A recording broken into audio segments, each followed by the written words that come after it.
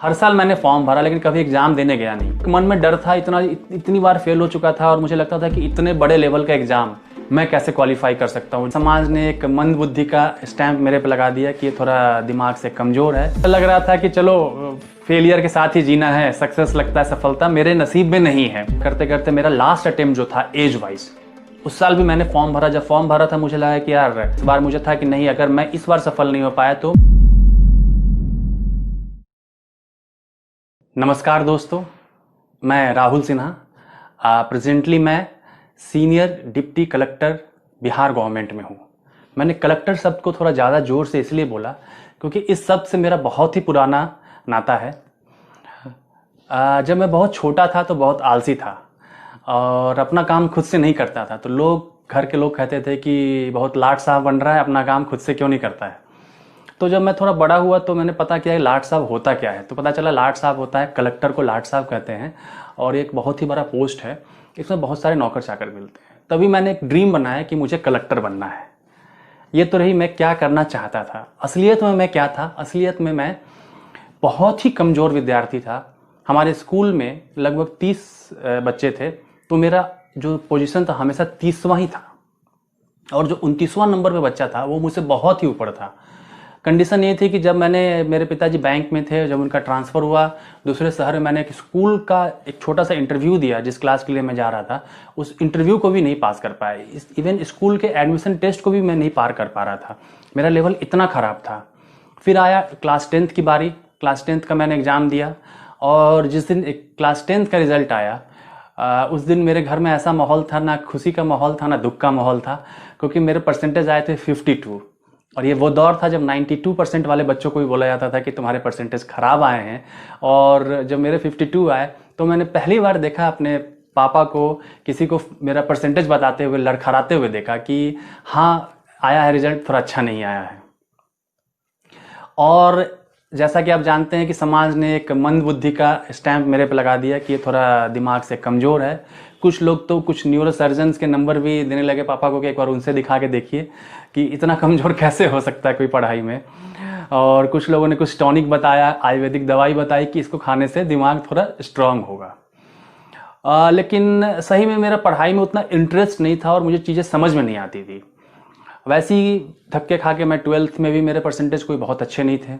उसके बाद मेरे सारे दोस्त इंजीनियरिंग करने जा रहे थे, तो देख के मैंने भी अपने मन में विचार लाया कि मैं भी इंजीनियरिंग करूँगा।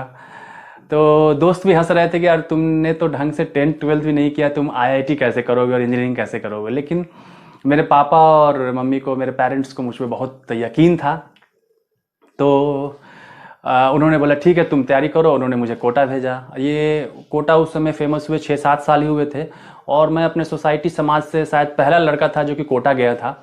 इसलिए हर कोई उम्मीद लगा के रखा था कि कोटा का क्या परफॉर्मेंस है कि वो अपने बच्चों को भी भेज सकें। मैंने पढ़ाई किया 1 साल। जब पीटी हुआ, पीटी का रिजल्ट आया और मेरा नहीं हुआ, तो मैंने पापा से रिक्वेस्ट किया कि एक अटेम्प्ट और देना चाहता हूँ कि चीज़ों को समझने में थोड़ा समय लग गया, इस बार मेरा 100% हो जाएगा। मैंने अगला अटेम्प्ट वहाँ पढ़ाई किया, फिर से पीटी का एग्ज़ाम हुआ और इस बार भी मेरा पीटी नहीं हुआ। अब मेरे साथ दिक्कत ये हो रही थी कि मैं समाज को कैसे फेस करूं, वापस लौट के कैसे जाऊं। और इवन सब लोग, घर के भी लोग परेशान थे कि हुआ क्या, कि इवन पीटी भी नहीं हो पा रहा 2 साल कोटा में रहने के बाद। तो मैंने फिर से रिक्वेस्ट किया कि पापा मैं एक अटेम्प्ट और देना चाहता हूं और इस बार मैं 100% क्वालिफाई कर जाऊंगा। और उसके बाद तीसरा अटेम्प्ट मैंने दिया और बहुत मन लगा के पढ़ा, लेकिन इस बार भी पीटी हुआ और पीटी का एग्ज़ाम नहीं हुआ। जब पीटी नहीं हुआ मेरा और जिस दिन रिज़ल्ट आया मैं बैठा हुआ था, 10-15 मिनट तक बिल्कुल ब्लैंक था। तभी फ़ोन बजा, बगल में देखा पापा का नंबर आ रहा है और मेरी हिम्मत नहीं हुई कि मैं फ़ोन उठा के बोलूँ कि मेरा इस बार भी पीटी नहीं हुआ। और करते करते जब इस बार मेरी हिम्मत भी नहीं थी कि मैं दोबारा बोल सकूँ कि एक अटेम्प्ट और देना चाहता हूँ। उस समय IIT में अटेम्प्ट्स की लिमिटेशन नहीं थी। फिर वहाँ से एक प्राइवेट इंजीनियरिंग कॉलेज से मैंने इंजीनियरिंग किया और 2-3 साल सब अच्छा स्मूथली चलता रहा। फिर बारी आई प्लेसमेंट की, कैंपस प्लेसमेंट। कैंपस प्लेसमेंट में जब कंपनियाँ आती थी तो उनका एक नॉर्मल क्राइटेरिया होता था कि 10th 12th में 60% होना चाहिए, जो कि मेरे नहीं थे। तो मैं 90% कंपनियों में तो बैठ ही नहीं पाया। कुछ कंपनी में मैं बैठा भी तो फर्स्ट सेकेंड राउंड या इंटरव्यू तक मैं छट गया, लेकिन सफलता का स्वाद मुझे यहाँ भी नहीं मिला। अब मेरे पास ऑप्शन क्या था, फिर मैंने सोचा चलो कैट की तैयारी करते हैं। फिर पापा ने बोला हाँ तुम ज़रूर कर लोगे, और मैंने कैट की तैयारी स्टार्ट की। अब कैट की तैयारी में भी रिजल्ट वही रहा, एक अटेम्प्ट दिया, 2 अटेम्प्ट दिया, कैट में मेरा नहीं हुआ। अब करे तो करे क्या, तो कुछ छोटी मोटी प्राइवेट जॉब्स की, थोड़ा तैयारी किया, और एक पीएसयू में मेरी जॉब लग गई। उसके बाद मेरी शादी हो गई और मैं नॉर्मल लाइफ जीने लगा। लेकिन वो जो दिल में एक कलेक्टर बनने की जो 3-4 साल की उम्र में मेरे जो एक क्या कहते हैं वृक्ष रोपा था मैंने, वो धीरे धीरे करके बड़ा हो रहा था और बेचैन कर रहा था। और कुछ मदद तो गूगल और यूट्यूब ने भी किया कि मैंने कुछ चैनल सेलेक्ट किए थे, और गूगल ने हर साल जब भी कोई नोटिफिकेशन आता था यूपीएससी का, तो मुझे एक मैसेज आ जाता था कहीं ना कहीं से घूमता फिरता कि यूपीएससी नोटिफिकेशन इज़ आउट। और लगभग हर साल मैंने फॉर्म भरा, लेकिन कभी एग्ज़ाम देने गया नहीं। क्यों नहीं गया? क्योंकि एक मन में डर था, इतनी बार फेल हो चुका था, और मुझे लगता था कि इतने बड़े लेवल का एग्ज़ाम मैं कैसे क्वालिफाई कर सकता हूँ, जहाँ पे 3 राउंड होते हैं, 8-9 पेपर्स होते हैं, और बोला जाता है कि everything under the sun is your syllabus. ऐसे ही फॉर्म भरता रहा। करते करते मेरा लास्ट अटेम्प्ट जो था एज वाइज, उस साल भी मैंने फॉर्म भरा। जब फॉर्म भरा था मुझे लगा कि यार अभी तक तो कोशिश भी नहीं की एग्जाम देने की, इस बार चलो कोशिश करते हैं। तो मैंने क्या किया कि बहुत सारी किताबें खरीद लिया, ऑनलाइन कुछ मंगा लिया, 50-60 किताबें हो गई, थोड़ा सा पढ़ाई किया और इफर्ट लगा के फिर एग्जाम देने गया, और इस बार भी मेरा नहीं हुआ। तो मुझे लगा कि चलो यार, वो जो कलेक्टर बनने का वो जो बचपन में लाड साहब था, हो सकता है इस जन्म में नहीं अगले जन्म में होगा। सब कुछ लग रहा था कि चलो फेलियर के साथ ही जीना है, सक्सेस लगता है, सफलता मेरे नसीब में नहीं है, जो कि बहुत सारे लोग बोलते हैं। और कभी भगवान को कोसना, कभी वक्त को कोसना, कभी अपने दिमाग को कोसना।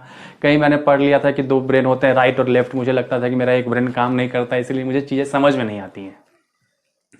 करते करते कुछ दिनों बाद बीपीएससी का फॉर्म आया, स्टेट सिविल सर्विसेज का, जिससे कि हम लोग डिप्टी कलेक्टर बनते हैं। यूपीएससी से हम लोग कलेक्टर बनते हैं, यहाँ से हम लोग डिप्टी कलेक्टर बनते हैं। फिर वो कलेक्टर शब्द मुझे दिखा और फिर उसने मुझे अपनी तरफ अट्रैक्ट किया। मैंने कहा चलो भरते हैं, लेकिन पता चला कि ये भी मेरा एज वाइज लास्ट अटेम्प्ट ही होने वाला है। अब इस बार मेरी बेचैनी आने लगी कि नहीं यार, अब इस जन्म में मुझे मोक्ष नहीं मिलेगा अगर मैंने इस बार अगर सफल नहीं हो पाया, क्योंकि इसके बाद मैं कोई भी सरकारी नौकरी के लिए एलिजिबल नहीं हूं। फिर मैं अपने आप को प्रूव नहीं कर पाऊंगा, और सही में मैं मंदबुद्धि बन के ही मरना नहीं चाहता हूं। तो मैंने इस बार अपना जितना इफर्ट था सारा लगा दिया। अब शादीशुदा था, एक नौकरी कर रहा था, नौकरी में मेरा एक ट्रांसफर हो गया, जिसके कारण मेरा वर्क प्रोफाइल पहले से बहुत ज़्यादा बढ़ चुका था, पारिवारिक जिंदगी भी थी, समय निकल नहीं रहा था। तो मैंने सोचा कि नहीं, मैं सोता बहुत 7-8 घंटे सोता था। मैंने सोचा नहीं, अब मुझे अपनी नींद को कम करना पड़ेगा। फिर मैंने अपनी नींद को कम किया, मैं 3 से 4 घंटे सोना स्टार्ट किया मैंने, और रात में पढ़ना स्टार्ट किया। जब मैंने कुछ दिन रात में जब 3-4 घंटे पढ़ के बाकी समय रात में पढ़ाई करना स्टार्ट किया, तो मेरे अंदर कॉन्फिडेंस बढ़ना शुरू हो गया कि हाँ, मैं इतनी मेहनत कर रहा हूँ। दिन भर मेरे आंखें लाल रहती थी, लगता था कि कहीं अगर एक बार पलक झपक लूँ उतने में ही मुझे नींद आ जाएगी। लेकिन मैं इस हिसाब से करता था कि नहीं, मुझे इस बार सफल होना है। वो जो मोहर है मेरे लगा हुआ है, नसीब पे लगा हुआ है कि फेलियर का, वो मुझे हटाना है, और दुनिया को अनप्रूव करना है कि नहीं, राहुल सिन्हा भी एक सफल व्यक्ति हो सकता है, और भारत का सबसे जो highest, one of the highest exam है, उसको क्वालिफाई करेगा। धीरे धीरे मेरा कॉन्फिडेंस बढ़ता गया, मैं हर चीज को कर्टेल करता गया। रास्ते में जब कहीं जा रहा हूं तब पढ़ रहा हूं। मैंने अपना खाना तक कम कर दिया कि अगर ज्यादा खाना खाऊंगा तो मुझे नींद आएगी और मैं पढ़ नहीं पाऊंगा। हर चीज को मैंने सेक्रीफाइस करना स्टार्ट किया, पढ़ता गया। बहुत सारी उसमें मुसीबतें आए, लेकिन मैं डरा नहीं। इस बार मुझे था कि नहीं, अगर मैं इस बार सफल नहीं हो पाया तो मैं इस जीवन में मोक्ष नहीं प्राप्त कर पाऊंगा।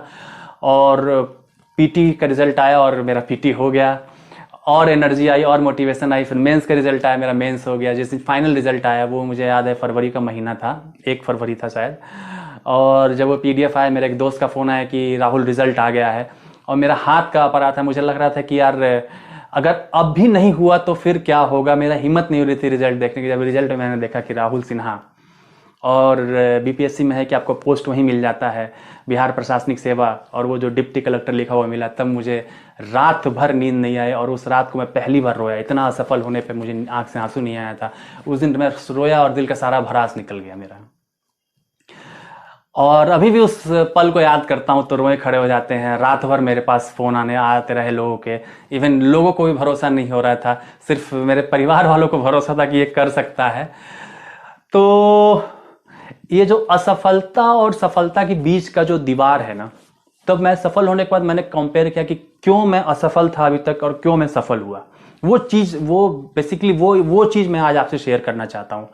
पहली चीज़ जो सबसे इंपॉर्टेंट चीज़ है ना, कि आपको अपने पे भरोसा रखना है, आपको अपने पे ट्रस्ट करना है।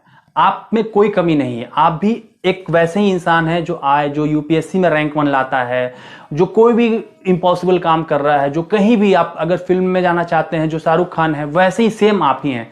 बस उसमें और आप में अंतर है कि उसने अपने आप पे भरोसा किया और आपने अपने आप पे भरोसा नहीं किया। अभी तक था कि मैंने अपने आप पे भरोसा नहीं किया था कि मैं कर सकता हूँ। जो आईआईटी का मेरा फेलियर था, स्कूल का मेरा फेलियर था, उस चीज़ को मैं कैरी कर रहा था। लेकिन जब मुझे लगा कि नहीं, अब उस चीज को हटा के मुझे अपने आप को प्रूफ करना है, अपने आप को प्रूफ करना है, सोसाइटी को नहीं प्रूफ करना है, तब मैं सक्सेसफुल हो गया। दूसरी बात है कि ड्रीम कभी भी नहीं छोड़ना चाहिए, सपने जरूर देखना चाहिए। मैं वो जो कलेक्टर का सपना था, बचपन से एक 3 साल 4 साल का बच्चा कलेक्टर का सपना लेके आगे बढ़ा था, वो सपना 30 साल के बाद पूरा हुआ, लेकिन मैंने सपना देखना नहीं छोड़ा। वो सपना मेरे अंदर हमेशा जिंदा रहा और आज वो जब मैं कलेक्टर मेरे नाम के आगे लग गया है, डिप्टी कलेक्टर ही लगा है और सब कुछ अच्छा रहा तो प्रमोट होकर मैं कलेक्टर भी बनूंगा। तो इसलिए सपने देखना नहीं छोड़ना चाहिए। और तीसरा, आप क्यों तैयारी कर रहे हैं, एक छोटी सी कहानी सुनाना चाहूंगा जिससे कि मैं बहुत मोटिवेट हुआ था। वो कहानी ये है कि चीता और हिरन की कहानी है। जो चीता होता है उसका जो एवरेज जो दौड़ने की गति होती है वो 120 किलोमीटर प्रति घंटे होती है, लगभग इतना ही है। आप कहानी को समझने की कोशिश करेंगे। और जो हिरन होता है उसकी 40 किलोमीटर प्रति घंटे है, मतलब 3 गुना है। लेकिन चीता जब हिरन के पीछे भागता है, हिरन अपनी जो शारीरिक क्षमता है उस सबको तोड़ते हुए अपनी स्पीड को उसके एवरेज स्पीड से बहुत ऊपर ले आके चीते की स्पीड से भी तेज भाग जाता है और अपनी जान को बचा लेता है। आप जानते हैं ऐसा क्यों होता है? ऐसा इसलिए होता है कि जो चीता भाग रहा होता है वो नाश्ता करने के लिए भाग रहा होता है और जो हिरन भाग रहा होता है अपनी जान बचाने के लिए भाग रहा होता है। तो आप क्यों भाग रहे हैं वो मैटर करता है। जब तक मैं सिर्फ एग्जाम क्वालिफाई करने के लिए तैयारी कर रहा था, मैं कोई एग्जाम नहीं क्वालिफाई कर पाया। जब मैंने चाहा कि नहीं, मुझे अपने आप को प्रूव करना है कि नहीं, मैं भी एक सक्सेसफुल आदमी हो सकता हूं, तो मैं सक्सेसफुल हो गया। और आखिरी चीज जो मैं बताना चाहता हूं कि there is no gain without pain. आपको दर्द सहना पड़ेगा, हर चीज का कॉस्ट पे करना पड़ता है। जब मैंने अपनी नींद, जो सबसे प्यारी चीज थी, उसको सेक्रीफाइस किया ना, सफलता आ गई, कॉन्फिडेंस आ गया। तो आपको उतनी मेहनत करनी पड़ेगी, उस चीज को सेक्रीफाइस करना पड़ेगा। जब तक मैं आईआईटी की तैयारी कर रहा था कोटा में, मैं क्रिकेट का मैच भी देख रहा था, वर्ल्ड कप भी देख रहा था और साथ में आईआईटी की तैयारी कर रहा था। जब कैट की तैयारी कर रहा था, हर चीज को देखते हुए तैयारी कर रहा था, आईपीएल को देखते हुए तैयारी कर रहा था। मुझे क्रिकेट देखना बहुत अच्छा लगता था, लेकिन जब मैंने ये बीपीएससी की तैयारी की ना, मैंने हर चीज को देखना बंद कर दिया। मेरे अंदर से इच्छा नहीं होती थी देखने की, तब जाके सफलता मिली। तो आपको उतना कॉस्ट पे करना पड़ेगा और असंभव कुछ भी नहीं है। मैं अपनी कहानी इसलिए यहां सुना रहा हूं कि असंभव जीवन में कुछ भी नहीं है।